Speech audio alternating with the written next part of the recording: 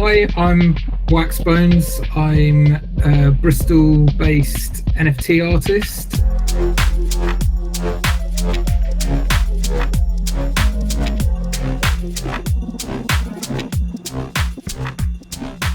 I think I first got involved towards the end of January 2021. One of my friends was involved, and he was releasing something that looked really cool, but I had no idea what an NFT was. So I started chatting to him, and then got introduced to the guys over at Known Origin, and thought I'd dabble with it a little bit. It sounded interesting. The whole idea of NFTs piqued my interest, and then a year later, after spending a year holding down a full-time job and doing NFTs in my spare time, I decided that it was time to make the move to do this full-time.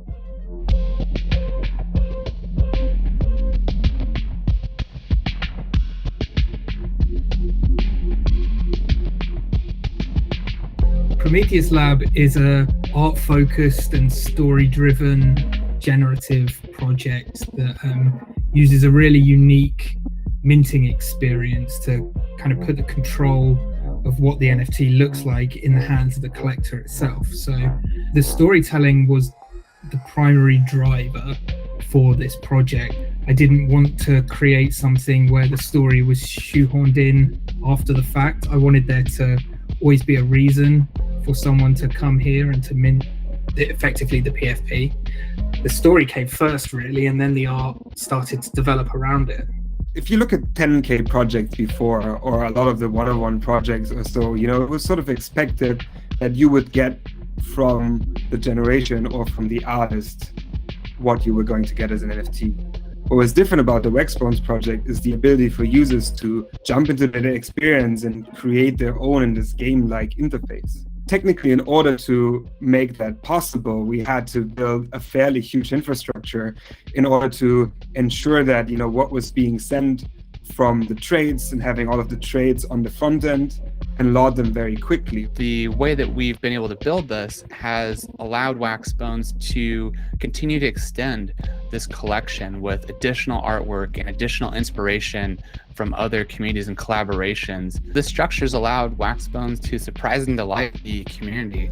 He's been able to add new traits spontaneously, letting the community create even more of these PFP abominations and experiment themselves, and then also airdropped different one-of-one arts to the holders of different traits as well.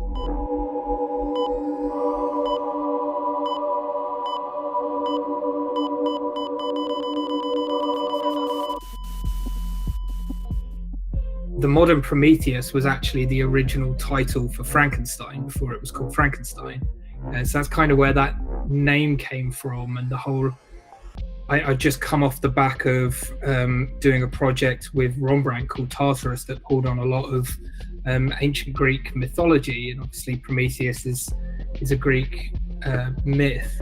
So all of these different inspirations sort of came together, and I knew I wanted to create a project where everything was a little bit weird and wonderful. It took me a long time when I was developing my NFT, persona, to realize that I didn't actually need to have a character as such that I could work with. I could sort of ride off the coattails of my style being the thing that connects me to my art, because I do have quite a recognizable style. So that kind of freed me up to be a bit more playful with what a Waxbones generative could look like.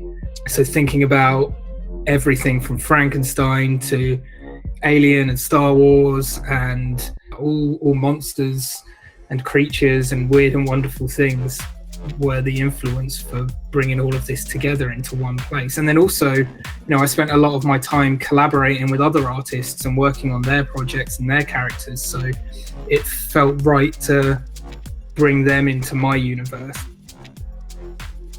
There's the Crypto Geisha team, Gare. They're amazing artists over there. And then Mark the Habibi with the Habibi collection, Shaka Blood with his hoppers, and then recently Kid 8 and Lorona with her boys collection, happy to be involved. And then X Copy, who was one of my earliest collectors. I chatted to him about the project, and he was really keen for me to sort of bring his creations in. Obviously, Deadfellaz, Zach Ritchie's character, Bep.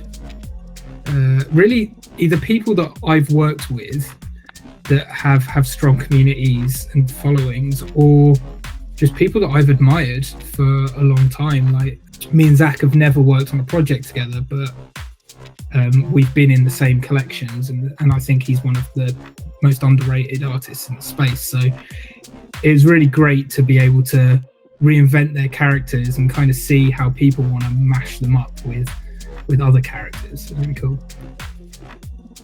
This is a premium project, really, and the back end of it is quite complex. So it's not just a sake of clicking a button and you get a randomly generated thing. Like, we have a mint site where someone can sit and roll each of the quadrants and the background of this abomination that you're minting. So, you know, some people have said that they've spent hours and hours playing with it, trying to get the exact combination that they want. It gives you that mint experience, and because it's part of this story, it makes sense why you would be doing this. We're in a massive bear market at the moment, so we kept thinking, like, how can we keep this fresh? How can we keep people interested in this? And we've started to retire certain traits and introduce new ones. And it's almost like this project is benefiting from the fact that it didn't sell out in an hour.